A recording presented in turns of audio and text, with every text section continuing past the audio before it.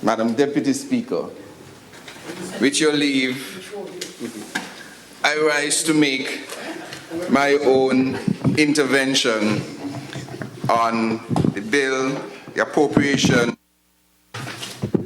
bill 2022.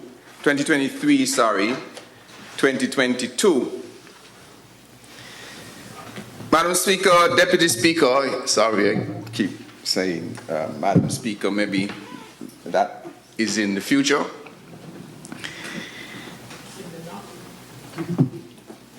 This is not the first time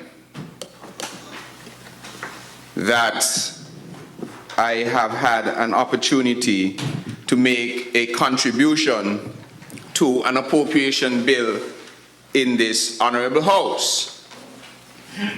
However, and perhaps more importantly, it is the first time that I have the distinct and humbling pleasure to make my contribution from this side of the House, the government side in this Parliament. First of many, many, many. First of many, many, I'm told.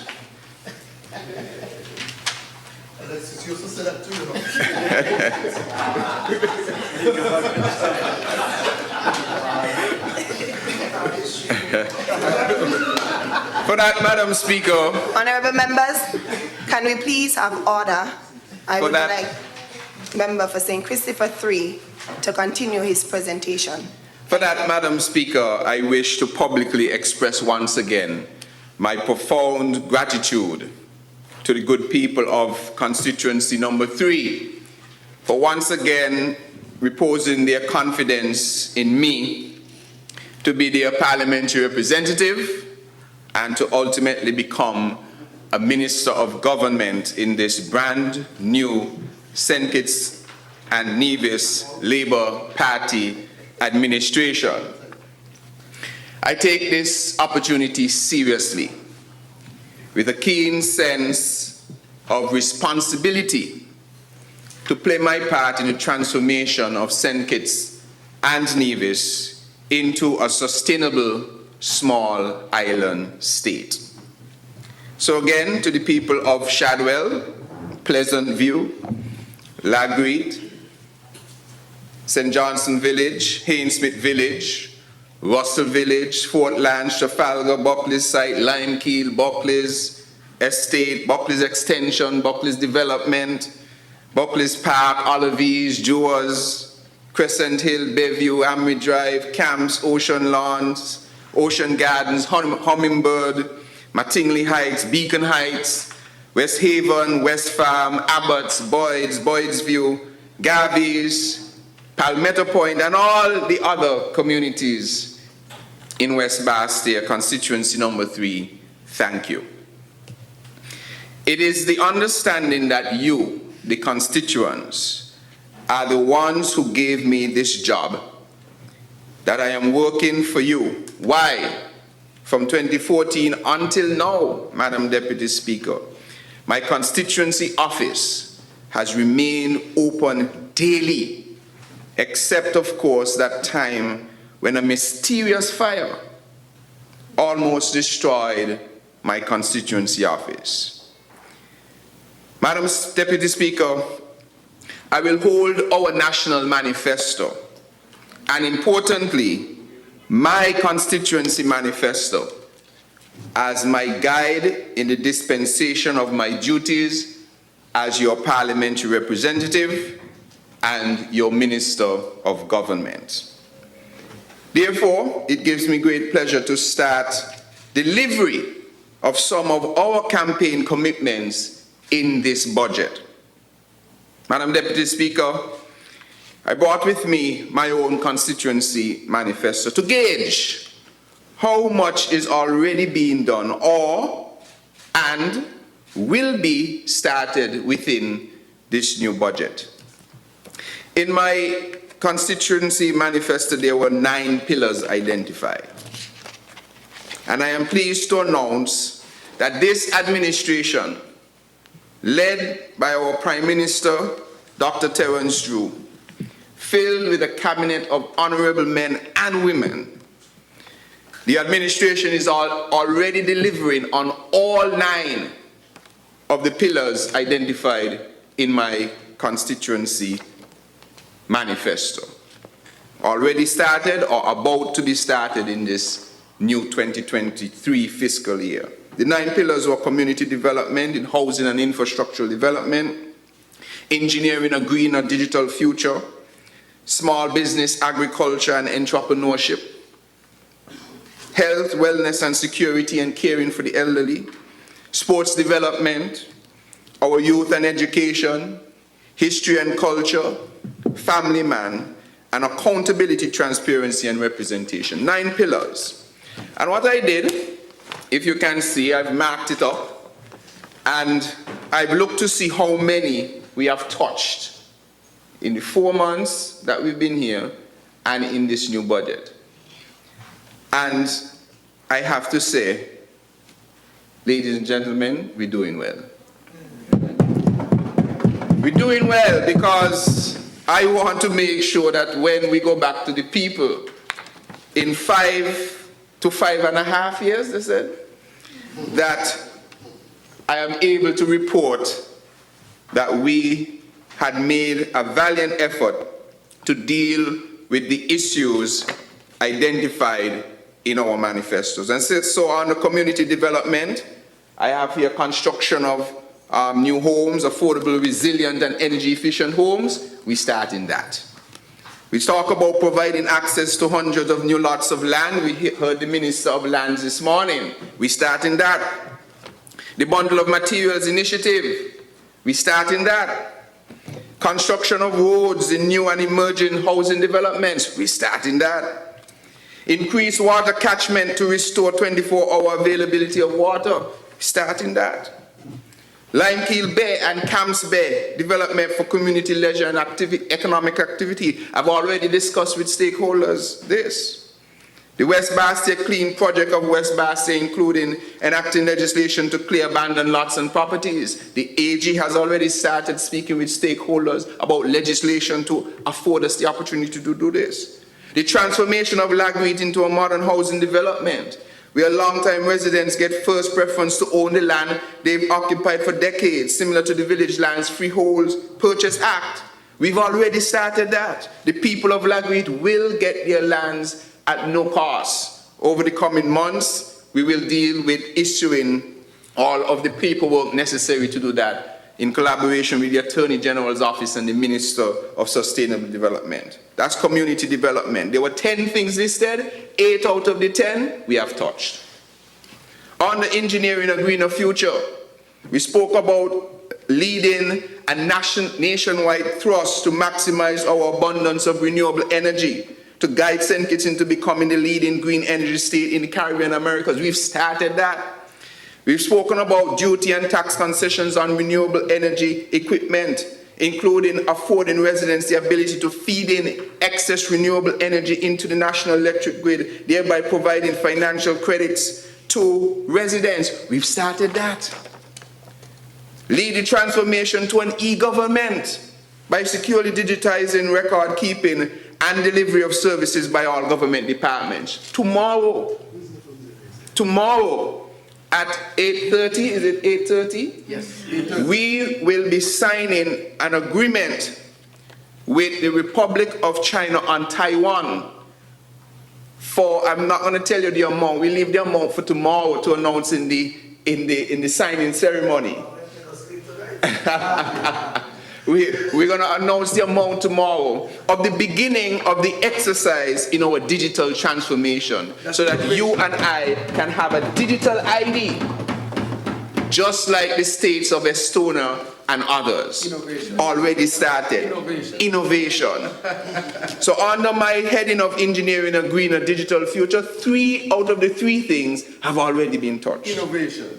For small business, agriculture and entrepreneurship, Startup grants, loans, concessions, training and guidance for newly launched and expanding small businesses through the establishment of a national business incubator to guide complete development of small businesses. The minister started that. In fact, there is already a loan arrangement in the development bank to assist with COVID-19 recovery. We've started that. Innovation. Produce local, eat local, provide access to land, capital investment, incentivize greenhouse, use of greenhouses, hydroponics, new technologies in low water consumption for crop production, teach a man how to fish, growing our blue economy by support for our fishers, including grants. The minister, we've started that. Innovation. So on the small business and agriculture and entrepreneurship, 4 out of the 7 items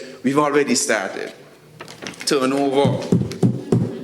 In health and wellness, security and caring for the elderly, a brand new state-of-the-art JNF hospital to elevate our nation's healthcare to premium standard. We've started that. Climate smart. And climate smart.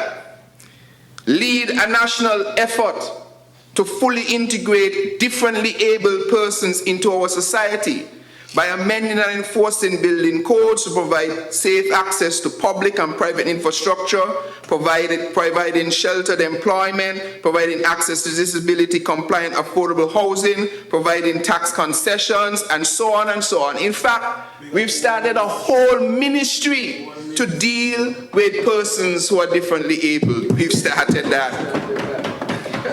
Build community resilience by embedding a culture of preparedness against natural disasters, especially against the backdrop of climate change. We've started that. Keeping the peace.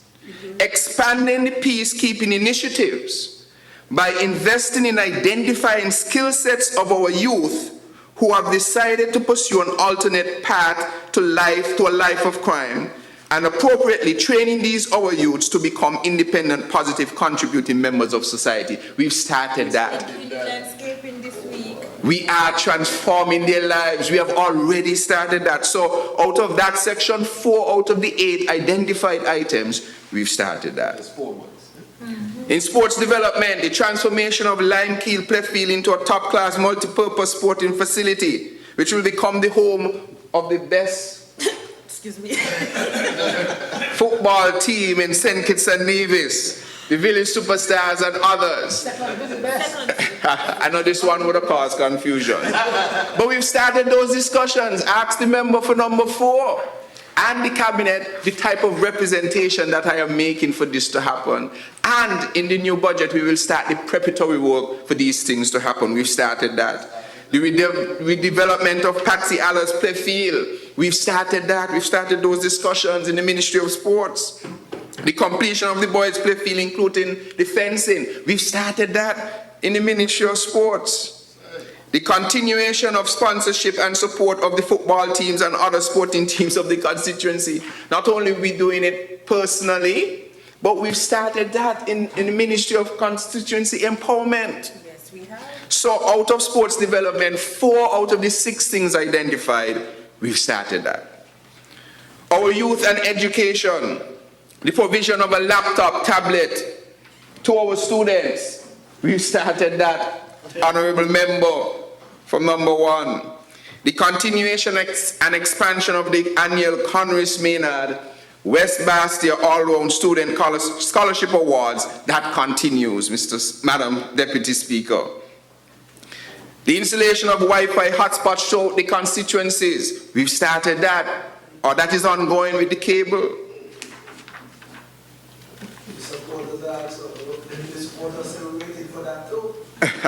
Maintain and provide the necessary upgrades to primary and preschools. The member for number 1, yes, started that. Must be, we started that for it. Facilitate the development. I'm gonna finish it. I'm gonna finish this song for sure. This is one song I'm gonna finish. So we have facilitated the development of a vibrant youth creative orange economy through the resourcing and promotion of youth-centric industries such as the arts, music, design, cuisine, film, entertainment, media, sports, and lifestyle. Look at the start of Carnival. We've started that. Honourable Member for number 4. Eight movies next year. 8 movies next year. We've started that. Innovative buy. Ensure that children with special needs and diverse abilities are given the educational and employment opportunities to live fulfilling and productive life. We've started that. The member for number 1 has already indicated that plans are afoot to move the Cotton Thomas Primary School into a bigger venue so that it can accommodate all the needs of our children with disabilities. We've started that. So on our youth and education, we've started 6 out of the 11 things identified in this manifesto, my constituency manifesto. In history and culture, creating a new model for culture and creative industries commencing with the rebirth of Village Rama. That's happening next year, 2023. We've started that. The JNF France Memorial Project, conversion of Sir Francis House into a museum. That is a project that we are undertaking as well in the new year. The annual West Bastia Heroes Gala to reward community activists, teachers, nurses, etc. throughout the community. That will be happening in 2023. Sponsorship and support of masquerade and carnival cultural troops. That has already happened. We've started that. So 4 out of the 7 things on the history and culture, we've started that.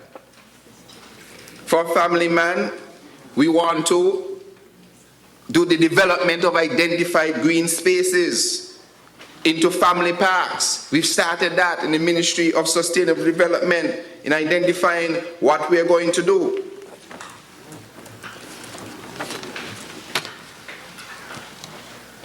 The expansion of the poverty alleviation program.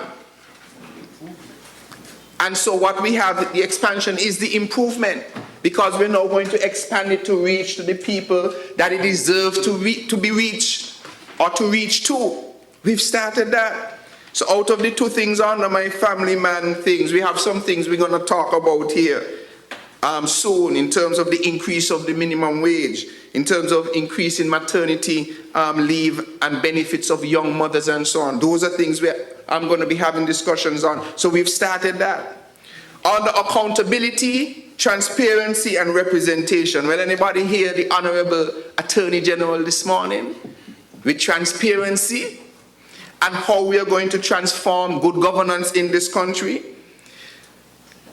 We've started that. Under this, I have tireless representation of your issues and concerns in Parliament and government. Obviously, we are doing that. Maintain a presence in the constituency, including regular access to the constituency office. Since the elections, I can't count how many one-on-ones I've had with hundreds of constituents in all parts of the constituency. Champion the good governance agenda, including constitutional reform, integrity in public life, freedom of information, parliamentary rules reform, public sector reform, and campaign finance. Mr. AG has already started all of these things. And so, Madam Deputy Speaker, I am indeed honored to be a part of a team that has taken the commitments that we have made seriously. And so I look forward to completing the commitment of this particular manifesto at the community level and at the national level in the months and years to come. Madam Deputy Speaker, I will now move on to some of the pressing issues of the ministries which I have the pleasure to lead. One of the most pressing and depressing issues, really, that we met as a new administration is the lack of 24-hour water supply. It is clear, Madam Deputy Speaker, that over the last 7 years, the administration did not give water the attention it deserved, and therefore allowed for the further deterioration of the situation. However, thank God Almighty that this new budget views water as the priority that it is. Despite the dire situation of water in our country over the last few years, in the budget of 2022, that is the budget of the last administration, the last administration reduced the budget allocation for the supply and management of water. Let me repeat that. Despite the tribulations our population was having with water issues in 2022, the last budget saw it fit to reduce the budget allocation for the supply and management of water. In 2021, the budget estimate for water supply and management was 9.5 million. That's 2021. In 2022, the budget estimate or the budget allocation for water was reduced by nearly 10% to $8.7 million. Clearly, there was no intent to use the government to address the issues facing us with water. This was in the face of a water crisis. However, Madam Speaker, Madam Deputy Speaker, under this new government, we have increased the budget allocation for water not by 10%, not by 25%, not by 50%, not even by 100%, but we have increased the budget allocation for water by a whopping 260%. That is responding to a need. In 2022, 8.7 million was allocated for the supply and management of water. But under this new day, under this better way, the budget allocation is now $22.7 million. That is a $14 million increase in water alone. We will solve the water problem. He was the minister. And if you ain't look good, Mr. Prime Minister, we might ease the water problem my next carnival, you know. But I am making that promise yet. But if you ain't look good. Madam Speaker, Madam Deputy Speaker, therefore, I wish to take this opportunity to make what is, I call, a comprehensive national statement on the state of water in St. Kitts. I can share this statement to our information services for further dissemination.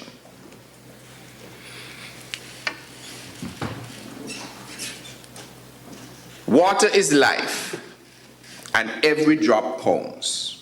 I repeat, water is life, and every drop counts. Madam Deputy Speaker, I'll read this statement. In my capacity as Minister with responsibility for public utilities, which encapsulates the Water Services Department, I wish to provide a statement on the present state of water supply across St. Kitts and to bring some much needed clarity and understanding to our water reality, as transparent information on this water issue has been absent in recent years.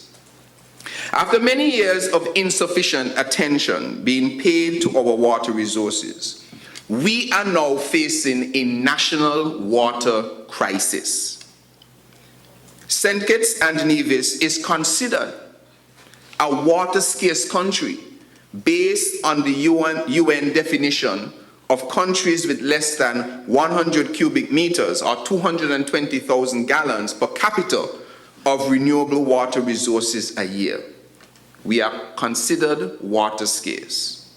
In fact, we are one of only 3 or 4 in the Caribbean who are considered a water scarce country. At present, all of our potable water comes from rainfall. That is, when rain falls, there are some rivers that flow moderately and provide what is called surface water. And importantly, water that percolates mainly along our mountain ranges and along our sloping lands into our aquifers, which provide groundwater. Currently, we have 7 rivers providing surface water, which account for about 30% of our water supply, and 26 wells providing groundwater, which account for about 70% of our water supply, for a combined production of about 5.6 million gallons of water per day. Water from these sources is channeled or pumped into storage reservoirs ranging in sizes from 20,000 gallons to 1 million gallons. We presently have about 7.5 million gallons of storage. This water is then gravity fed to our homes, businesses, hotels, farms, and the like. While our present production capacity is 5.6 million gallons per day, our present demand is approximately 6.6 to 7 million gallons of water per day, resulting in a deficit of up to 1.4 million gallons per day.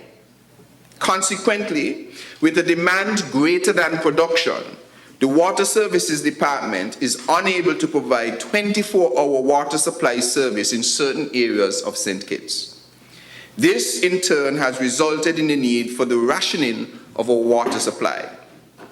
To compound the issue further, our projected demand for 2025, less than 3 years away, is 8.7 million gallons per day, which would represent a deficit of 3.1 million gallons a day based on present capacity to supply.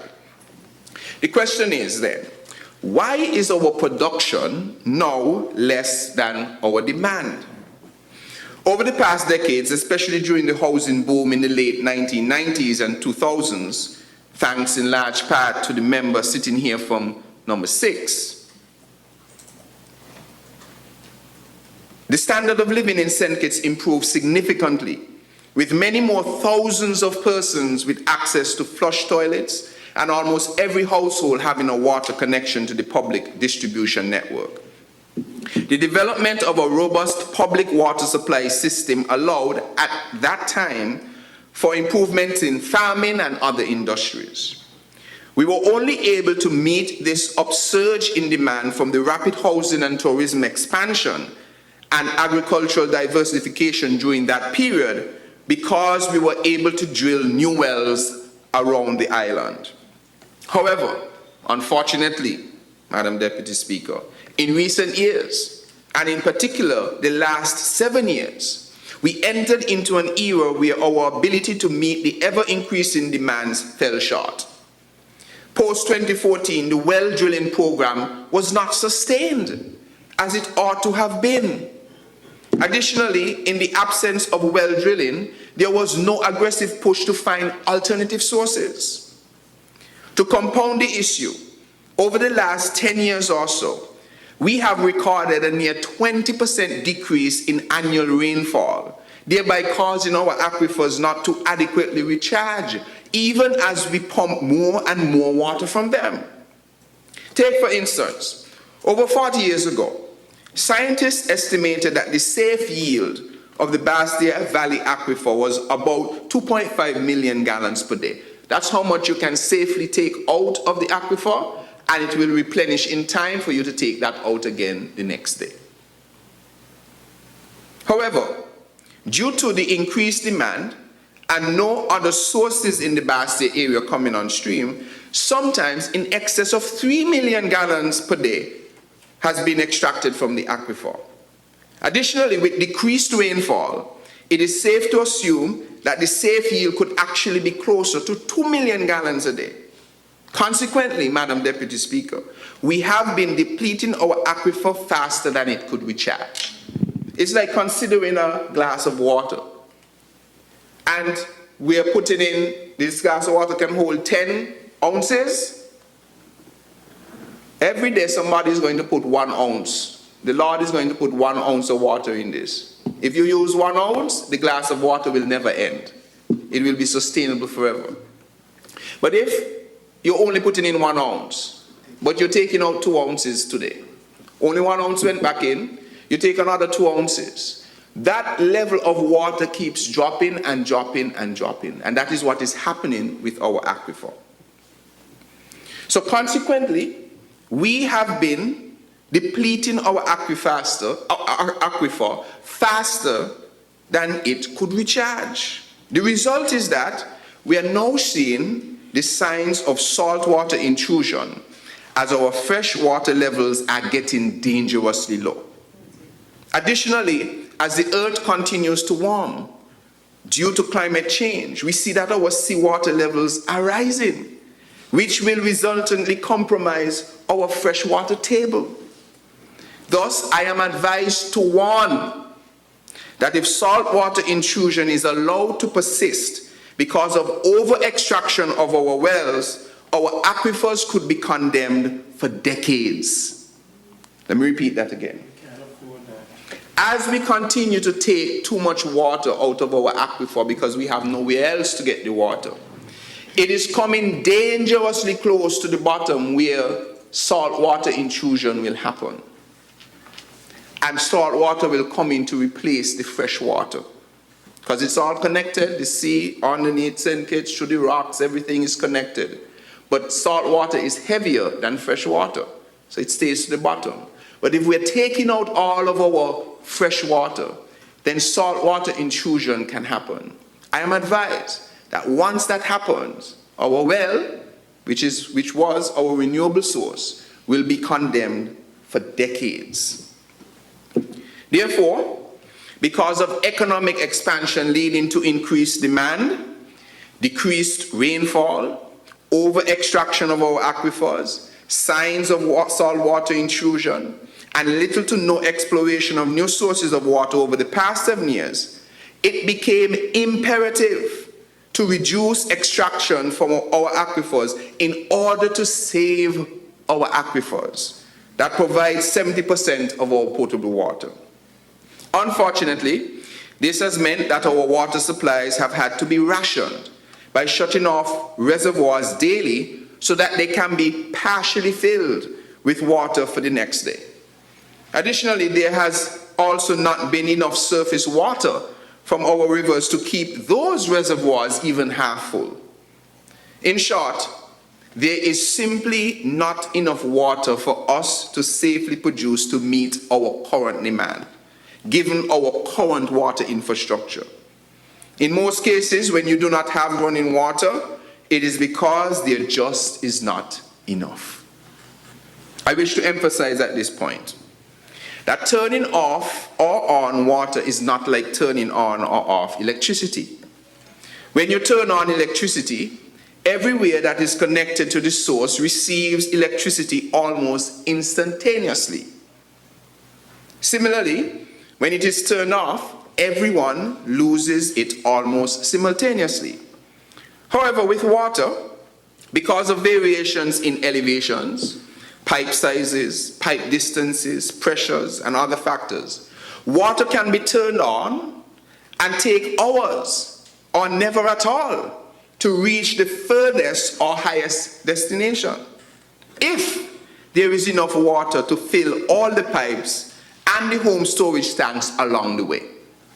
Similarly, when water is turned off, residents at lower elevations could potentially never lose water because all the water does not drain out of the system before the source is turned back on. This is partly why it is difficult to give specific times for all areas as to when water will be turned on or turned off, or when water will go and come back.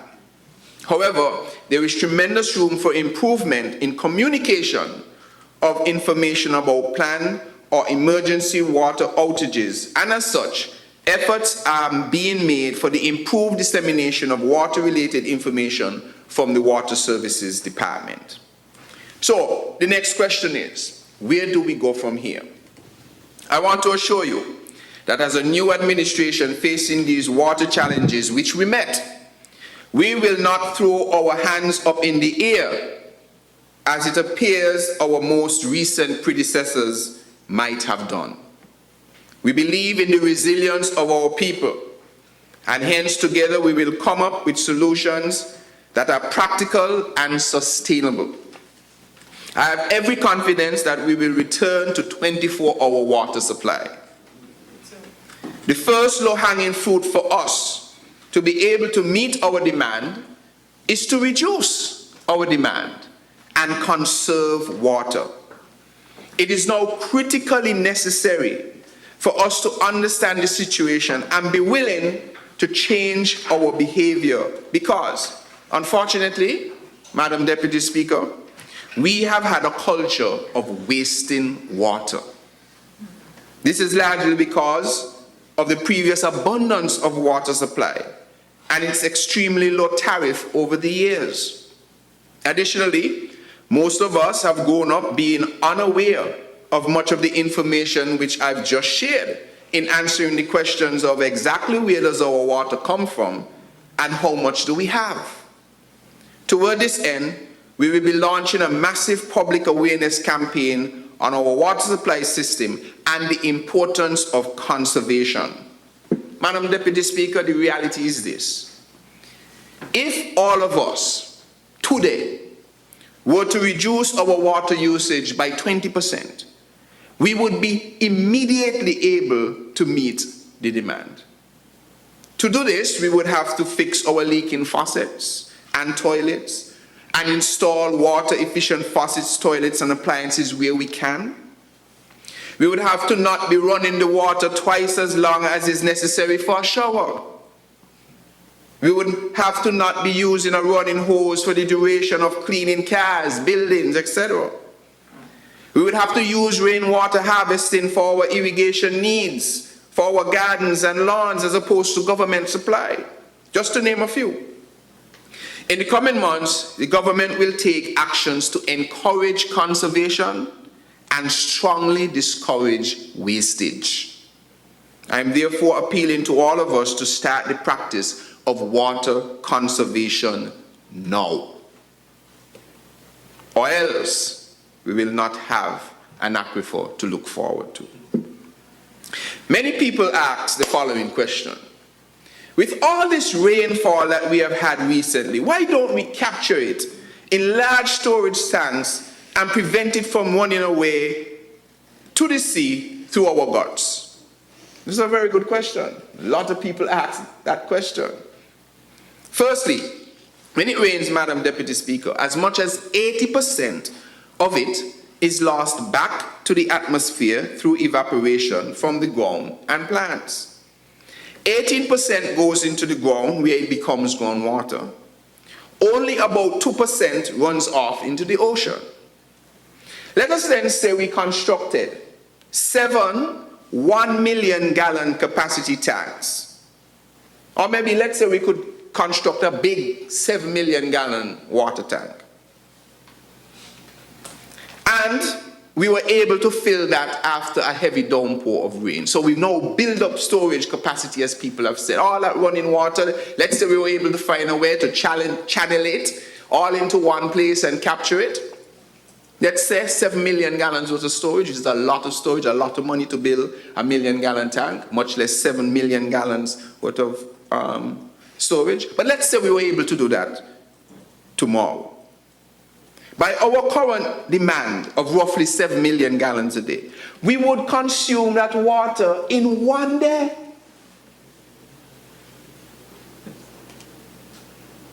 Let me say that again.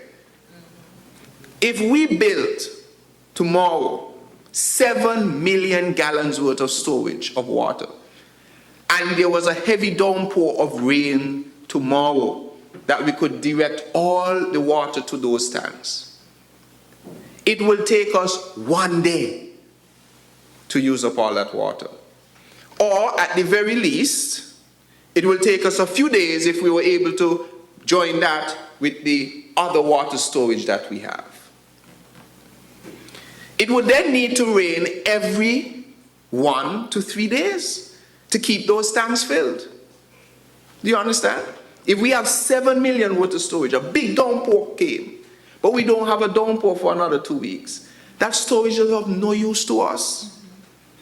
So unfortunately, with an increasingly longer dry season and shorter wet seasons, our rainfall patterns would not be able to constantly fill those tanks. Therefore, Madam Speaker, Deputy Speaker, I want to make the point that one of our major problems is not storage. Rather, the major problem is a constant renewable source of potable water. In some countries, they have rivers that run all the time. Because it is always raining some distance away in the hills. The water gathers and runs. Do we see our guts running all the time? We do not have consistent rain, for instance, like Dominica, that uses surface water that they can catch because it's renewable. Our only renewable source of water is actually the water that percolates into the ground. So therefore, in fact, we can view our mountain ranges skirted by our gently sloping lands as one giant reservoir that captures 18% of the rainfall and deposits it into the aquifers around the island.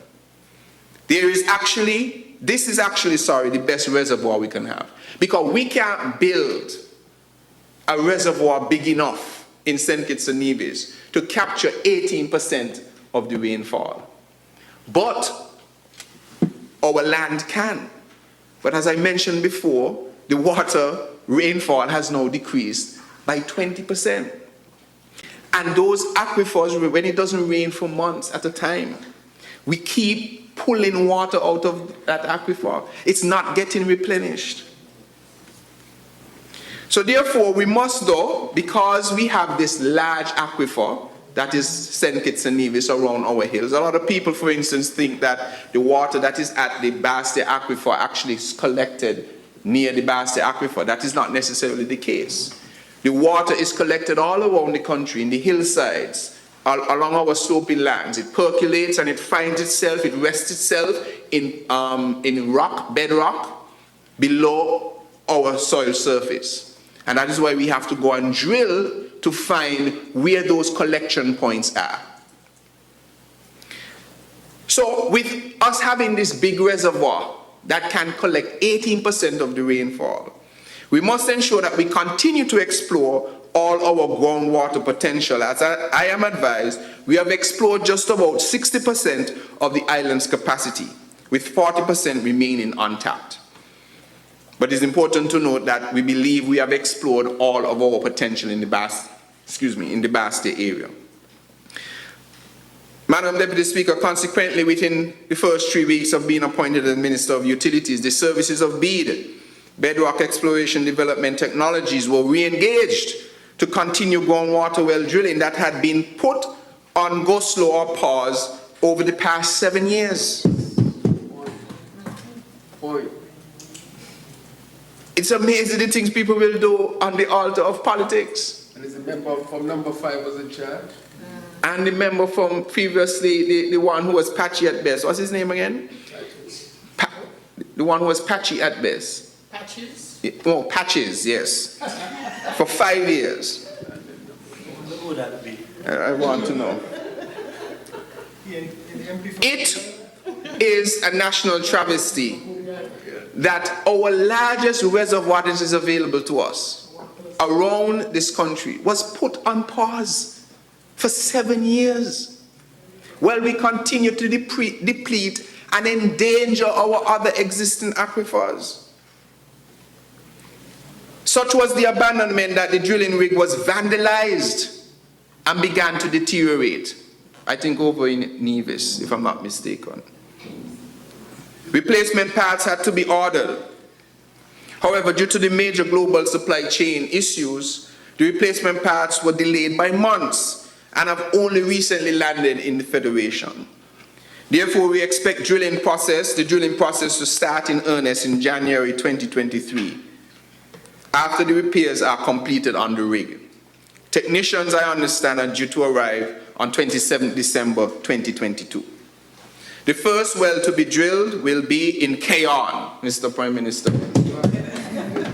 where we will be hoping for a yield of about 600,000 gallons per day. That is a hope, because well drilling is exploration. There's no guarantee of how much you will get. Success at this well, however, will greatly assist in reducing the near 1 million gallon a day deficit that is now I've gone too far. Once this well is successful, this yield will resolve the water issues in Kayon. Additionally, surplus from this well can be diverted to St. Peter's, Mr. Prime Minister again, and the Lodge Molyneux area. That will then allow water that was designated for St. Peter's, for instance, to go somewhere else. This well is expected to take about 6 to 8 months to complete. Next, the experts will return to the Shadwell area to address a well with a potential yield of another 600,000 gallons per day. Success at this well will greatly assist in reducing the near 1 million gallon a day deficit that is now experienced in the Basti area. Unfortunately, this will still not be enough for the Basti Basin. Additionally, I am advised that we have effectively explored all our options from the Bastia Valley Aquifer, which is the aquifer that supplies water to Bastia, St. Peter's, Bird Rock to Frigate Bay over to the southeast and their environments. In fact, the experts are saying we need to draw back, cut back extraction, as I mentioned before, of water from the Bastia Valley Aquifer. Consequently, as a result of over-extraction of the Bastia Aquifer, the limited new drilling opportunities in the Bastia Basin, reduced annual rainfall, saltwater intrusion, and continued economic growth expected in the Bastia area, the time has come for us to use the salination of the tremendous renewable resource of the ocean. It is unlimited. We can't finish it in our lifetime or the lifetime of many generations to come. The use of desalination is now mainstream throughout the world, and in the regions such as in Antigua and Barbuda, Anguilla, Barbados, Trinidad and Tobago, and the British Virgin Islands. In fact, desalination has been done here in St. Kitts for almost 20 years, since the opening of the St. Kitts Marriott Hotel and the redevelopment of the Frigate Bay Golf Course. The water requirements were too great for the Water Services Department, and as such, the developers decided to install a desalination plant. The Park Hyatt has also installed its own desalination plant and is not supplied by the public water system. Therefore, in the coming months, under this new administration, the Water Services Department will be taking concrete steps towards the construction of a 2 to 3 million gallon a day desalination plant for the Bastia area. We will also be benefiting from the construction of a small solar powered desalination plant, which is a donation from the United Arab Emirates. Before I go on to the next point, I want to stress here that if these things were done, Madam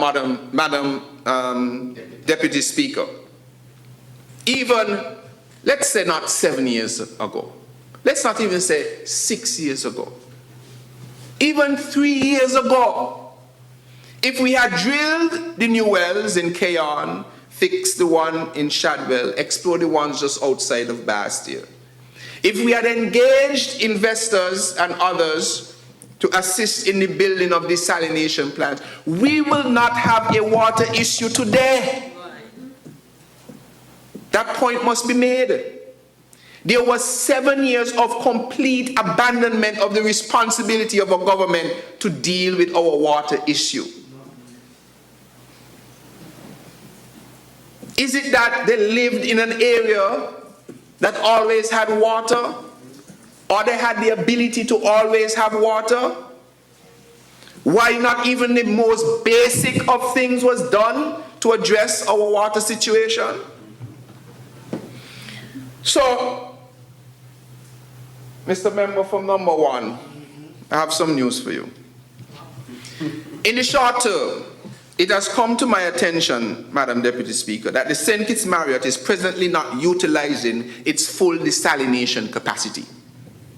Consequently, the government of St. Kitts and Nevis and the Marriott are finalizing an agreement for the supply of up to 300,000 gallons of water per day to the Frigate Bay area by February 2023. This would be able to serve a significant portion of the Frigate Bay and Southeast Peninsula area, which would then allow for the water normally sourced from the Bastia Aquifer for Frigate Bay to be redirected to other affected areas in the Bastia Basin. You're walking. So what this will mean is that we can potentially supply all the water in Frigate Bay from Marriott because they have excess capacity. And the water that was usually to go to Marriott, to Frigate Bay, we will cut down the amount because we can't withdraw as much from the aquifer as we would like, but we will send what we can extract to other areas of Bastia that are having issues. And this can happen, hopefully, if all goes well, all the testing goes well, by February 2023. In fact, as soon as we sign off, I am advised that the first 150,000 gallons could start right away. That's good news. Another important step Innovation. in the improvement of water supply services is the re-establishment of the Water Board.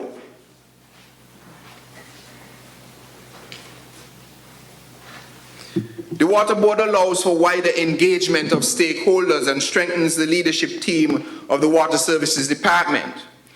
We also intend to pay closer attention to the proper recruiting and training of engineers, hydrologists, and technicians to ensure added competency and modernization in the operations of the Water Services Department by incorporating the latest technological advancements in the sector.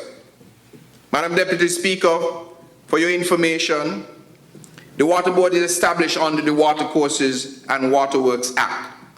Pursuant to Section 5 of that Act, the board shall consist of the water engineer of the state, or if there be no such water engineer, then the Director of Public Works of the state, and 4 other members to be appointed for such period as may be determined by the Minister acting in accordance with the advice of Cabinet.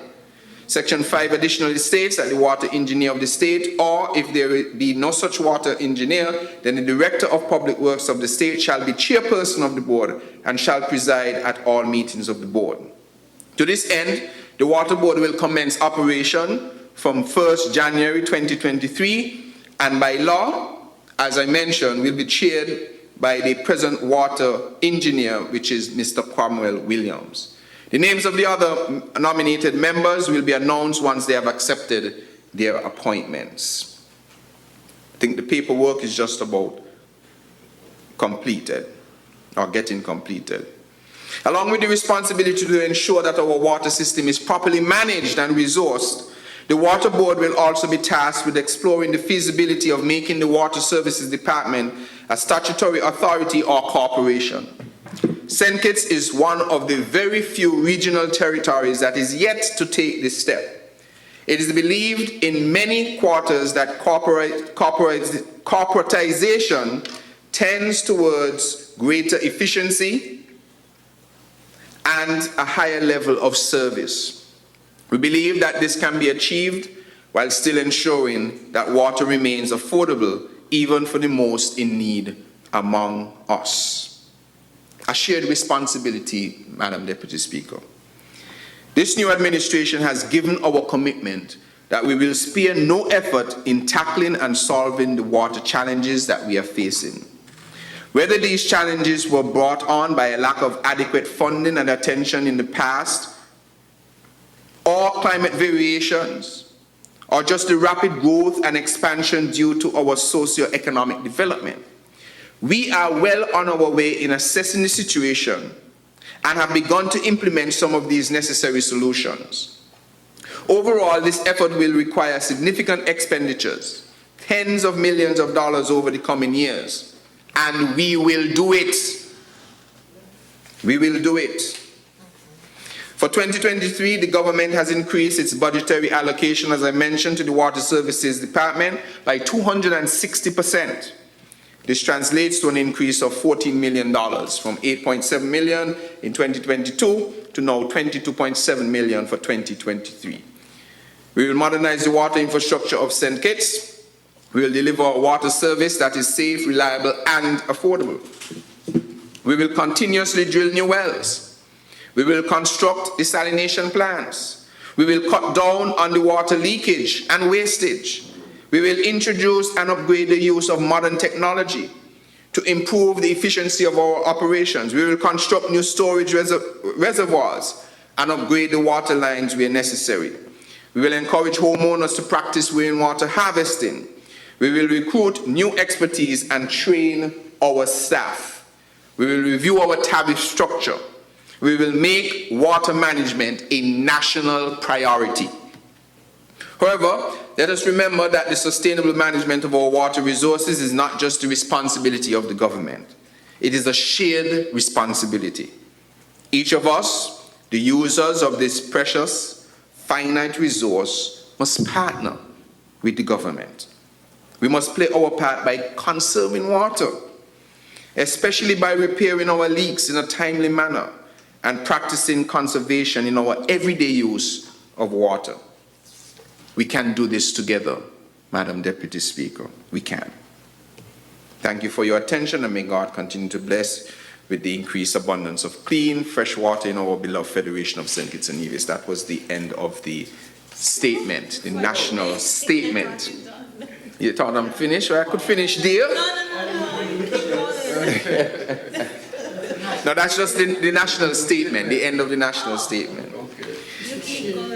Yes, I'm going to share it, as I mentioned at the beginning. We will share it when I'm finished. Madam Deputy Speaker, in addition to the government's financial commitment, we are also vigorously pursuing the vast potential of green climate grants, such as the Adaptation Fund and the Green Climate Fund, especially since we are disproportionately affected by climate change. At present, we have the SKN Transwater project before the Green Climate Fund.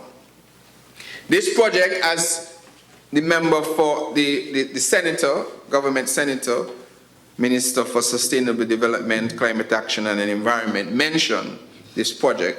The SKN Transwater project is a cross-cutting climate resilient development project that will transform the delivery of water in SKN through, one, strengthening the enabling environment for low-carbon, climate-resilient water supply, reducing non-revenue water. What is non-revenue water for those who don't know? Non-revenue water is water we produce, but we do not collect any money for it. So that is through leaks, through places that are not metered. That is called non-revenue water. And three, mainstreaming low-carbon, climate-resilient water supply systems. The project concept, Madam Deputy Speaker, is valued at USD $47 million, of which USD $42 million is requested from the GCF, which is the Green Climate Fund, as a grant, and the remainder will be co-financed by the government and other partner agencies. This project concept is currently being reviewed by the GCF, and they have already provided feedback on the proposal. The concept still has to go through a further development stage, an additional GCF review before it can be approved. This can take another 12 to 18 months. Once the project is approved, it has a 5-year implementation period. The GCF will also determine the nature of the financing, example, a mix of loans, grants, other financing instruments, or 100% grant. It's important to note the timeframes of these initiatives, Madam Deputy Speaker. And that is why our prudent government is not just waiting on these projects to come through. Because Barbados, who has a water authority, who has a lot of the legislative framework already to engage the GCF, it took them 2 years to get the recent grant which they got of $40 million US. 2 years. And it still has to go through a process to get those funds out. So while we are doing this, our government is still committed in providing the necessary funds to go ahead, to take the step and take the initiative to ease the water situation in St. Kitts and Nevis. The project by the GCF will benefit both St. Kitts and Nevis. Madam Speaker, Deputy Speaker, let's talk about energy.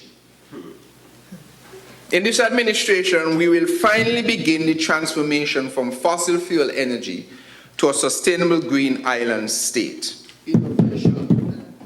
At present, in St. Kitts, we have one major source of electricity supply, almost 100% in St. Kitts, and that is Skelec, which was formed in 2011.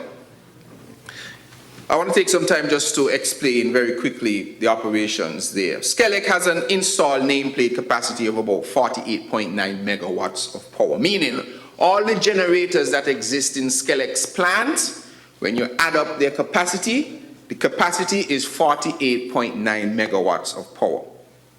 Right? This, however, is not available to us. The challenge for Skelec is that over the past couple of years, and in particular over the past couple of months, Skelec has only been operating with only enough functioning capacity to narrowly meet the island's peak power demand of about 26 megawatts. For instance, at present, Skelec has a maximum available capacity of about 27.6 megawatts, which is just slightly above the island's power peak. This translates to, Madam Deputy Speaker, unfortunately, a reality that if one of these remaining operational generators go out of service due to a fault, or for maintenance, the ability for Skelec to meet the peak power demand is compromised, and therefore can result in power outages. The situation is, when we came there, the situation was made further vulnerable because, and right now, sorry, of the 27.6 megawatts capacity, Skelec has about 6.5 megawatts of that power, which is being supplied by containerized standby generators that are not designed to be running 24 hours a day and for extended periods. So additionally, because Skelec lacks any excess power capacity, regular timely maintenance cannot be adequately pursued. This overuse, as you would expect, Madam Deputy Speaker, can lead to constant breakdowns. In September, there was a breakdown of a 15-year-old 3.9 megawatt capacity generator. It had a fault that takes months to repair. To compound this issue, Skelec is still awaiting a replacement part of a 23-year-old 6.1 megawatt generator with an estimated time for completion of repairs in the first quarter of 2023. In Skelec's fleet is still a 35-year-old generator. 35-year-old generator with a capacity of 3.5 megawatts that is presently out of service for maintenance. As a result, Skelec is operating way below 50% capacity, or just about 50% capacity, sorry, when you consider the containerized units. Unfortunately, again, Madam Deputy Speaker, the last time there was any major investment in new power generation of fixed capacity generators at Skelec was in 2010 and 2011. And before that, 2007 and 2009. Every couple of years, generators will reach their time when they need to be retired. And since 2010, 2011, which should have been, others should have been up by 2014, 2015, or they're about to change out, there has been no investment in fixed capacity at our power station. Similar investments like these should have been made. And this was despite many representations by Skelec to do so over the past 7 years. I want to add here the importance of vision and foresight and understanding of a particular sector. Even if, which we are committed to, we are pursuing the transformation of our energy sector from depending 100% on fossil fuel to green energy, we just can't abandon our fixed capacity. We can't leave it to disrepair, because we are venturing into a new dynamic, a new set of power technology that we are not accustomed to regularly manage. And so you must have your ability to fall back on at least your base load in the event that during your transition to green energy, there is something that comes up. So it was foolhardy of the last administration to think that the way to transition to green energy was to abandon Skelec while pursuing green energy initiatives that can take years sometimes to develop if funding especially is not available. And so we missed an opportunity. Consequently, this balancing act of lack of proper investments and insufficient available capacity, aging of some of the generators, false maintenance, delayed maintenance, has led to frequent outages earlier, a couple of months ago, across the island. We have since done some repairs on some of the generators. We have purchased additional standby generators such that our standby generators don't have to be running all the time. They can be properly rotated. Over the medium to long term, we will embark on our transformation to renewable energy, such as solar, wind, geothermal. But it is imperative that I stress again, we must do so responsibly by ensuring that we have fixed capacity. And so I want to commend the government for giving its support for Skelec to pursue acquisition of 2 9 megawatts dual fuel gensets. These are not just gensets that will use diesel. They can also use LNG. Innovation. Liquefied natural gas. Innovation. Such that, and which is considered largely as a transitional fuel, because it is the least environmentally invasive fuel of all the fossil fuels. And so we have the ability to use LNG as we do our transition to renewable energy. And I want to stress this point as well, Madam Deputy Speaker, that while we are building out our fixed capacity to ensure we have the redundancy, we must remember what renewable energy is going to offer us. And I want to get to this point. I had it later down, but I'll get to it now. Over the past couple of months, although we have seen rising and escalating fuel prices, the fuel tariff or the electricity tariff has remained the same. That is because the government has continued to subsidize for the fuel variation cost of fuel. So right now on your bill, on your Skelec bill, when you look on your bill, you might see that you have used $200 worth of electricity. But you may see something called the FVC, which says it is another $200 because the price of fuel has doubled, for instance. The government is paying for that difference right now. The government is paying that difference. And I want people to take this very seriously.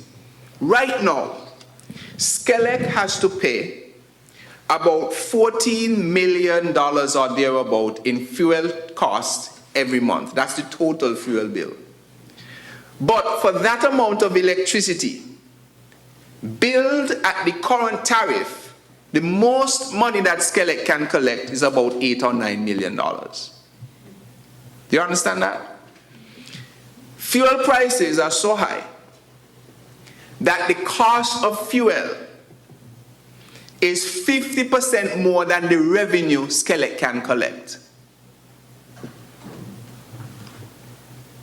But in order not to pass that on, as we try to come out of this post-pandemic era, the government presently is absorbing that additional cost.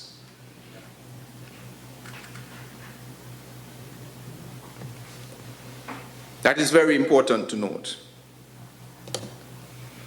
So I want to thank the government for their support in this regard as we continue to build out the fixed capacity generation at Skelec, even as we pursue our renewable energy transition. To complete our renewal, or to engage in our renewable energy transition, I've called for the establishment of the National Energy Task Force, which will become operational very shortly in the new year. This is going to be done, or will be done, in collaboration with, of course, the Ministry of Energy and the Energy Union, but also the Ministry of Environment and Climate Action. What we hope to achieve from this National Energy Task Force is effectively developing what we will call a whole-of-government strategy of what will be the right energy mix for our country going forward. How much solar power do we need? How much wind power should we invest in? How much waste-to-energy power should we invest in? How much geothermal power we should invest in? And so we are talking with important stakeholders like the Caribbean Center for Renewable Energy and Energy Efficiency, CCRE, or the Caribbean Community Climate Change Center, 5Cs, or the Caribbean Development Bank. And I want to take this opportunity for those listening and for you to spread the word that persons interested in being part of this energy transition should listen out very shortly to become engaged as stakeholders as we build out our National Energy Task Force. There are a lot of people around St. Kitts and Nevis who actually have a passion for renewable energy. And we in the ministry don't believe that we have all the answers stuck in a desk, in the cupboard of a drawer of a desk. We know that there are stakeholders out there who want to make an input. So listen out in the new year for the avenue through which you will be able to contribute to the national debate and development of our green energy transition. As would have been mentioned in this Honourable House before, the geothermal project in Nevis is now a go. We as a government, through the leadership of the Prime Minister, the Minister responsible for climate change and the Ministry of Energy, we have supported the grant funding from the CDB to pursue the geothermal project in Nevis. We view this as a significant development. One, to show that we support any and every attempt across our federation to bring us renewable energy. The geothermal project in the first instance is attempting to drill in a particular place that should yield, by all educated estimates and analysis, a 10 megawatt farm, electricity farm in Nevis.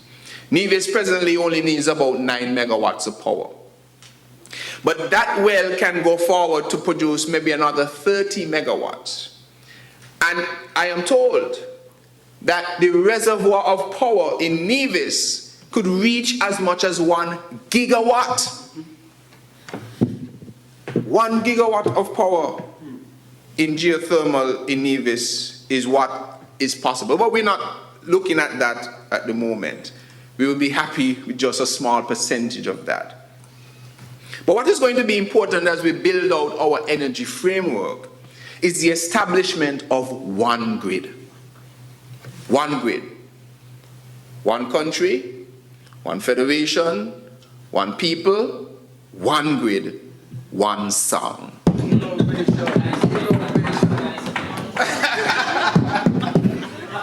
How we will achieve this one grid? We will interconnect the electricity grid of Nevis with the electricity grid of St. Kitts, which means that when we develop geothermal power in Hamilton, I think it is, yes, in Nevis, people in St. Paul's can enjoy some of that power.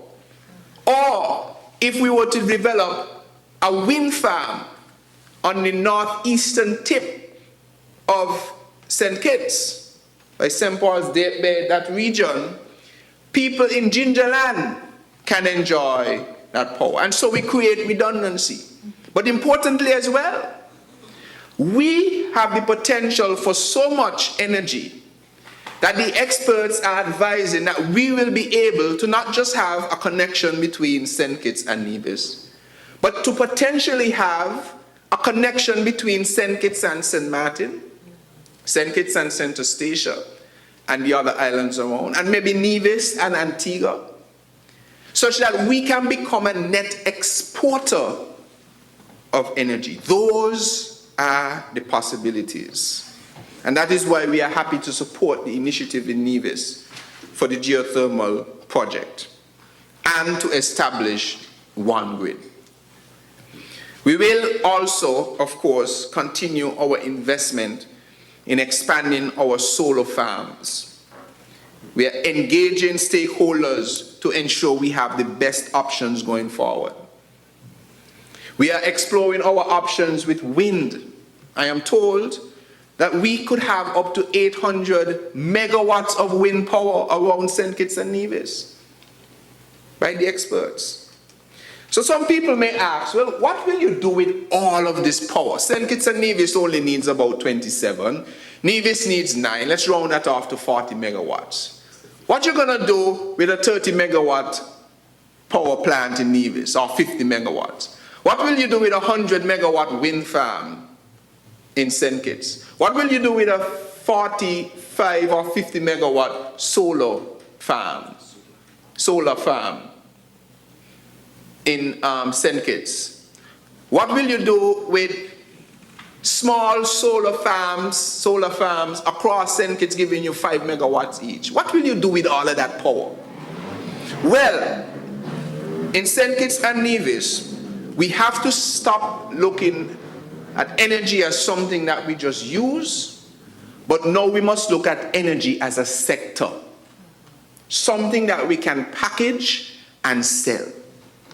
Madam Deputy Speaker, we have no oil, we have no gold, we have no bauxite, we have no minerals that are extracted from our soil, such that we can trade it as a commodity.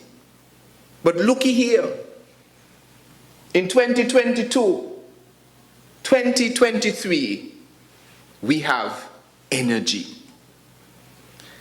And when we have that much excess energy, we can then invite energy-intensive industries to St. Kitts and Nevis, which includes industries like green hydrogen production, because it takes a lot of energy to split water into hydrogen and oxygen. It takes a lot of energy to do so.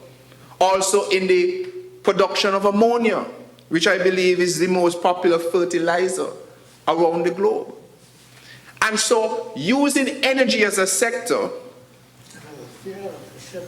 yes, fuel for ships from hydrogen and ammonia. So we can package them and now sell them across the world. The hydrogen market is expected to multiply multifold in the coming years. And St. Kitts and Nevis, because of our size and because of our abundance of energy supply to geothermal, solar, wind, we are able to see energy as a sector. Innovation. And so we will ensure, that we continue aggressively on our green energy transition. Now, with respect to Skelec, before I end on Skelec, the Honourable AG spoke about the procurement processes and making sure that we make them more resilient and that we follow them. Well, we need to ensure that that is done also with our statutory bodies and our government-owned corporations. We want to ensure that the public is confident that when, let's say, for instance, Mr. AG, a candidate for a political party, maybe PLP, I don't know. We want to ensure that when that person is paid $5 million from Skelec in 1 year before a general elections, that it was the right thing to do. Right, Mr. AG?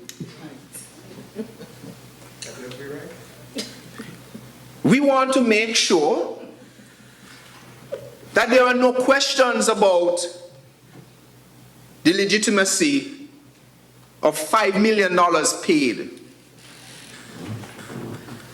to someone who becomes a candidate offering services. And the way that we do that is to make sure that we have a strong procurement process across all of government and all of government statutory bodies and corporations. Madam Speaker, I think that touches most of what we will be doing with energy going forward in 2023. Honourable Member for St. Christopher 3, before you continue, you have about 10 minutes. Okay, remaining. thank you. Public Works Department, as you know, is the agency of the state that is responsible for planning designs, construction of buildings, roads and bridges, etc., maintenance to all government buildings and vehicles, quarrying of rocks, and the implementation and management of traffic signals, you name it. We want to improve, obviously, the services of Public Works Department, and to achieve these goals, a concerted effort will be made in 2023 to raise the human capacity of the institution and improve the efficiency of the operations at the Public Works Department. This will be done through tailored training of the staff and engagement of expert operations management personnel. Public Works has set up a pathway to raise the standard of procurement in the public sector by providing guidelines for tendering, which provides for more transparency, better value for money, completion of projects within budget, and quality assurance. This is a work in process, or in progress, and will continue and be strengthened in 2023. Our maintenance procedures will be completely reviewed in Public Works Department. It is no secret, Madam Deputy Speaker, that government traditionally has a good track record at building new infrastructure. However, it has not had the best record of maintenance. So in the new year, we will be overhauling how we do maintenance. We will be embarking on developing a comprehensive strategy for maintenance, and we will identify the resources necessary to achieve optimal maintenance practices. In fact, Madam Deputy Speaker, I am already having discussions with the ICT Ministry and stakeholders about developing a customer service maintenance portal for Public Works Department, where everyone can report a fault. You're driving somewhere, you see a pothole, or you see something wrong, you can document a fault, whether through an app or through the website or through a service center. And Public Works will then be able to track that and deal with the issue. One of the important things, of course, that we will continue to do in the ministry is the build-out and maintenance and improvement and the building of new roads and bridges. This will be the driving force in construction, part of the construction sector. We will do training in asphalt mix designs and also in supervisor and management skills. We have given a commitment, as I mentioned in my manifesto that I was reading earlier, and the government as a whole, that we will embark upon utilizing revenue that we may get from the CBI to assist in our development of our infrastructure. We know that there are many housing projects that need roads. And so, yes, we know. We are coming. I get the requests all the time. And so in the new year, we will continue the build out of new roads. Starting in 6? Well, a lady in my constituency pulled me aside the other day and said, because I paved one road and I went to another constituency, pave a road, and then another road somewhere else. And I told the lady, don't worry, we are coming back to do the other road. Well, she pulled me tight and said, look, passing Christian, he picked me first, eh? So I don't know if I could do number 6 first in the new year. Got to be number 3, right? I picked the number 6. Yes, you're picking the word from But we're going to try our best to reach all of the areas. So to my people, I know where the roads are in constituency number 3, right? The other members know where the roads are. So for the people in Shadwell West, for the people in Boyd's View, for the people in Bearview, and so on, we are working hard to get to the build-out of your roads.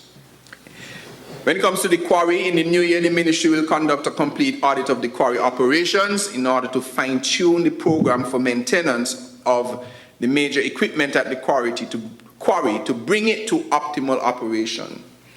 Training needs have been identified in health and safety and the maintenance of equipment. The quarry division will continue its close relationship with the Department of Environment and Physical Planning to ensure that sand mining for the construction industry is available and managed in a sustainable way. Madam Speaker, some of the projects for the Public Works Department are listed in Section 12 of Volume 2 of the draft estimates. So if you turn with me, to page 12.7, you'll see a listing of some of the major capital projects. I'll run through some of them that we will be undertaking in the new year. Purchase of equipment for public works, of course. Construction of coastal area revetments. I don't know how many of you are aware that the area around by the Fort Thomas Hotel is in grave danger of disaster. And so that is on the cards to be dealt with in the new year. We will continue the road improvement project. Some of you who drive on the western side of the island might have realized that the work on the Old Road Bay continues. In fact, you may have been wondering, why is it that asphalt was put down and then taken up? Very quickly on that. Firstly, it is of no expense to the government. That is the first important point to make. At a later time, I will get into more details about what has transpired there, as there are some questions which still need answering as to why this particular error would have happened. However, it appears that the particular instructions that were given to the contractor in how the asphalt was to be laid had did not consider all of the prevailing circumstances that will bring success to that particular lane of asphalt. What I mean by that is a certain depth of asphalt was recommended to be done, but the equipment that was available would not have adequately compacted that amount of asphalt. Although there were representations made that that amount of asphalt will provide a challenge, it still went forward. However, now, if you drive on it, you would realize that there is one layer that has been done, and I think there might be another layer that is done. So it's now done in 2 passes instead of 1. And so we expect that the remedial work will be successful. But it is important to note that there is no cost to the government. The actual asphalt lane of the road is actually the most I don't want to say the cheapest, but the less cost in the development of the whole road. The other aspects of the road are what are more costly. Mr. Prime Minister, again, we're going to have something happening in your constituency. The rehabilitation of the St. Peter's Main Road. I had to patch it up the other day because it was doing so bad and we couldn't wait until the new year. But for the people of St. Peter's, your road will be started in 2023. There are other projects here. We spoke about the well drilling, upgrade of equipment, construction of reservoirs, construction of desal plants, etc. Madam Deputy Speaker, let me turn now to ICT, as I know my time is running out. And I will have to ask for a little extra time when that time comes. ICT, that is information, communication, and technology, has the power to influence every aspect of our lives and society through business, entertainment, health, security, education, teaching methods, learning approaches, exchanging information, and the delivery of services. ICT manages information through a diverse set of technological tools and resources and effectively contributes to overall growth and development in our society. There is considerable demand for technology-enabled government services due to the growing need for information sharing and the accelerating technological progress. The COVID-19 pandemic enhanced the need for innovative digital services and the drive to adopt them. Honourable Member, your time is up. Thank you, Madam Deputy Speaker. With your indulgence, I would request of this Honourable House an additional 30 minutes to complete my presentation to the budget. The question is that the Honourable Member for St. Christopher 3 be given an additional 30 minutes to complete his presentation. Those in favour? Aye. Those against? The ayes have it. I had something in here for the premiere, you know. We're coming and I have to take it back. Don't take it out. Withhold it, okay.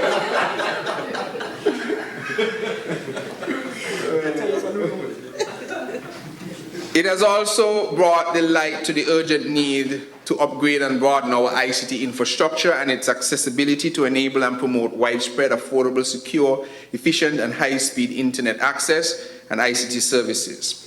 Critical to this process is also upskilling and building capacity to manage these digital services. Over the past year, the Ministry of ICT undertook and accomplished a number of initiatives which we will continue into the new year. The new government is committed to the digital transformation of our economy and will make every effort to provide the necessary resources to facilitate the whole of government digital transformation strategy. In this effort, we are proud to announce, as I mentioned earlier, that tomorrow will signify the commencement of a new cooperation agreement on technical cooperation between the government of the Republic of China on Taiwan and the government of St. Kitts and Nevis to implement the Digital Identity Authentication Project. This project is an integral component of our whole of government digital transformation strategy, intended to create a digital identity services trust framework that will establish a digital authentication mechanism that complies with international technical and information security standards.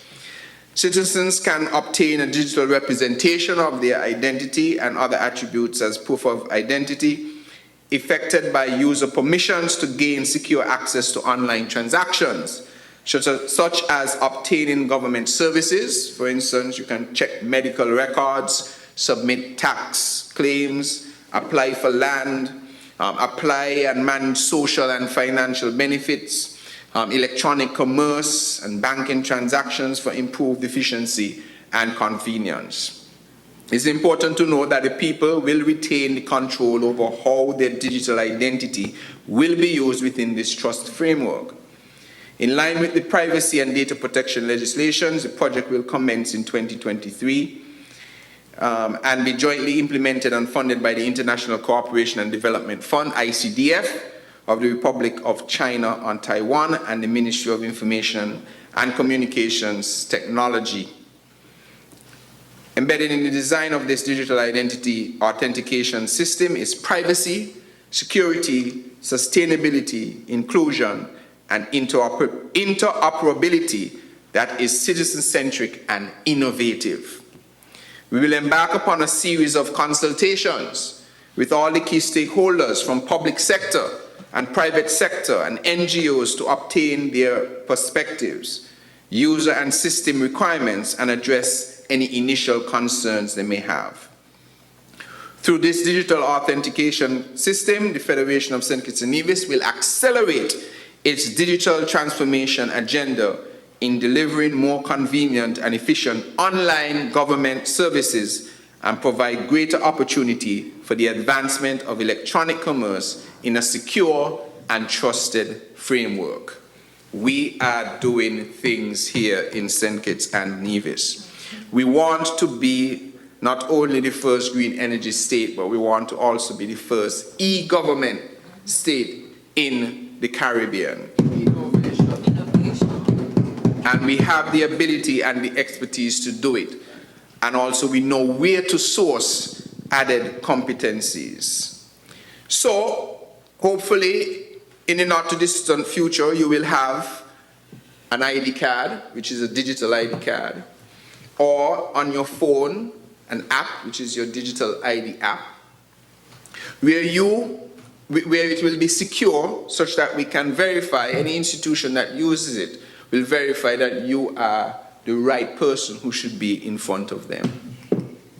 The potential is endless in terms of what we can achieve with this. And I know that members in the Ministry of ICT are particularly excited about the direction that we will go. You will show up by a pharmacy, give them your card, they will have the requisite information to know what your prescription is, how much you should have, how much you shouldn't have. You show up by a health center in a Paxton Hospital in Sandy Point, or a health center in McKnight, they will have the ability to know exactly what your situation is. Each institution will only have access to the information relevant to that particular industry, right? It can be used as a voting card. It can be used as a driver's license. It can even be used as a travel document in the CARICOM. There are so many endless possibilities for our digital transformation, and we are small enough in St. Kitts and Nevis to achieve it. We will also continue, of course, our build-out of the infrastructure that allows for high-speed internet to pervade every household in St. Kitts and Nevis. I have a particular mission that in the not-too-distant future, every household will be able to enjoy 1 gigabit of internet speed to their homes. 1 gigabit. When I was in Romania at the I2U conference, I was speaking to some Swedes. In engaging them, I actually went to their embassy that they have in Romania. And I'm engaging them about where they are with respect to their own digital transformation and how we can leverage assistance from them in the build-out of our ICT infrastructure. And I was talking to a lady who is telling me that she has 5 gigabits of internet speed to her house. Let me explain what that means. Right now, I think just now, some of the service providers have doubled up. And so not too long ago, 100 megabits was considered very fast. 150, 160 was considered very fast. 160 megabits. Well, 1 gigabit is 1,000 megabits. And this lady was telling me that for her home, she has 5 gigabits. What does that mean? It means that everything in your household can then be operated on the network. You can have the security for your house. You can have secure banking transactions without interruption or breakdown when you're doing an important transaction. Data can be transferred very quickly. You can do all sorts of other services, obviously like TV. The possibilities are endless. And I'm anxious to see where we will be in the very short future. 1,000 students could be on the same Wi-Fi? Absolutely. Means that when people populate, if you have that type of speed, when people populate in one particular area, the bandwidth is sufficient to accommodate many, many persons on the network. And so it's just today, we were going over actually some of those contacts as we go into the new year with our whole of government strategy. We are going to be engaged in a number of them. In fact, I can report that there are many countries who want to work with us. The ITU was held in Romania. I met with the minister responsible for the development of IT services there in Romania. And one of the things that the minister reported is that they're willing to help on a number of fronts to help small island states such as ours. He mentioned in particular that because of what is going on in the global era, they are having a lot of attempted attacks on their networks from bad actors or other countries trying to destabilize the region in light of the Ukraine war. And so now they have become increasingly better at their cybersecurity to prevent these unwanted attacks. Wars now are not just about dropping bombs and shooting bullets. It's about destabilizing networks that control energy, that control fuel, that control information. And so as we build out our ICT infrastructure, we will also have to make sure that we are robust against cyber attacks for our system. Understand. What are we doing to ensure that what the companies say you're getting in terms of your download, you're actually getting? Right. That's a big concern that I have. Yes, so we will be looking at that, and there is actually, I believe, some legislation which either it is there to be implemented or has been implemented but not yet activated to ensure that the representation of what is given on your sales document is what you're able to get. And so that is on our agenda as well, and that's a very important observation. And you must do that. You must test it. If you don't have a speed tester, you can go to speedtest.net. That's an accessible one, and check to see what your download and upload speeds are. Madam Deputy Speaker, I am also in charge of the post, and so I want to make a brief statement on the post. In 2023, the General Post Office will pivot towards sustainability of its products and services. The COVID-19 pandemic has taught the Post Office, and by extension the world, that we must adapt quickly to change and think outside of the box to continue to be relevant. In this regard, the General Post Office will strengthen the marketing and promotion of express mail service and the US mailbox service. E-commerce has grown rapidly over the past several years, and the General Post Office is well positioned to increase the customer base for those two services offered by the Post Office. Excuse me. The General Post Office will also want to continue work on the national addressing system, which will span a couple of years. What is the national addressing system? For those of you who may ship something in the US, Canada, or UK, for instance, it takes but 2 lines of information to reach to any one of the millions of people in those countries. 2 lines. 23 Quaddock Road. What parish Quaddock Road in? St. Paul's. Both. So let's say St. Paul's. So number 23 Quaddock Road, St. Paul's 0102. That is a specific place. And what our national addressing system will do, will eliminate now, when I go to visit Nevis, and Madam Deputy Speaker is telling me where to go for some official function, she's not telling me, look for the mango tree, turn by the big church wall, bump over this hump and turn left until you see a yellow car, an old yellow car. Those days will be finished. Ain't gonna old yellow car now? Okay. What will now happen is she will say the event is taking place at 23 Quaddock Road, St. Paul's, 0102.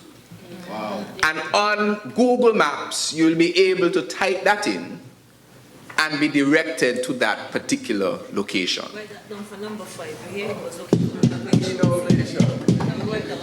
So over the next couple of years, we will be pursuing a national addressing system that will standardize the naming of streets and the numbering of houses. In particular, house developments where street names and house numbering is haphazard and in some instances non-existent.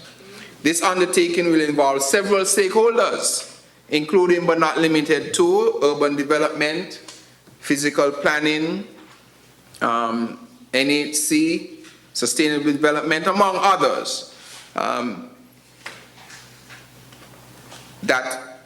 Among other stakeholders to make this a reality. Because we want to be able to identify every single housing lot in St. Kitts and Nevis. This is also going to be very critical for our national digital ID project, because everybody must be associated with a residential address. Everybody also will be associated with a unique national ID number. So you can see how many things this is going to help with. Because you can only have one address at a time, for instance, associated with the card. And for verification purposes, linking to your utility bill, water and electricity. So that's what we're supposed to get with the $11 million? Yes. I'm wondering, and we don't need 11 million right now to get this off the ground. $11 million over 7 years and nothing to show for it, huh? What a life. Madam Deputy Speaker, I always get problems with this word. The Philatelic Bureau, that's how you say it? Yes. Philatelic Bureau Department within the General Post Office is responsible for the selling of stamps to stamp collectors. The COVID-19 pandemic has seriously impacted the sale at the Bureau since most of the customers are overseas and tourists visiting the island by cruise ship.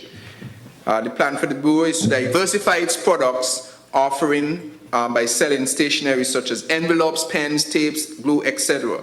It will function as a post shop that will sell stationery to customers. Finally, the post office will undertake the replacement of post boxes that are deteriorating from year to year of exposure to the weather and salty air location at the General Post Office. The replacement of these post office boxes will include the increasing of post boxes to satisfy the demand that has been increasing over the past 3 years. The material used for the boxes will be aluminum, which will be resistant to salt, air, and provide many years of use for our customers. And so, Madam Deputy Speaker, I want to take this opportunity to extend strong commendation to this new administration, the St. Kitts Nevis Labour Party administration, for even in the face of only having but a few weeks, because we know that the budget process is well advanced generally by August or September in a particular year, that we have all taken the time to go through painstakingly many items of this budget to ensure that it lines up to the commitments that we would have made to the people of St. Kitts and Nevis. It is my pleasure to be a part of this cabinet that is serious about eradicating and cleaning up corruption in our government service. The AG, they said somebody gave the AG something this morning with his fiery speech, but I can tell you he's very, very, very serious. And we look forward to our transformation into a government that is void of this kind of wanton abuse. Everything will not happen overnight, Madam Deputy Speaker. That is important to note. The water crisis that we have met will not be solved in the snap of a finger. The lack of investment into our energy sector will not be corrected in a week. In fact, the procurement for the 2 9-megawatt generators that I mentioned is at least 12 months.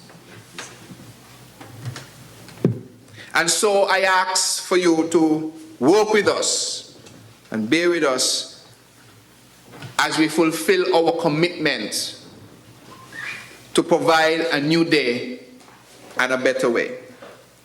And so therefore, Madam Deputy Speaker, with these not so few words, but I believe words nonetheless that have been important for the edification of our nation, I want to wish this appropriations or Appropriation 2023 Bill 2022 safe passage through this honorable House. May it please you, Madam Speaker.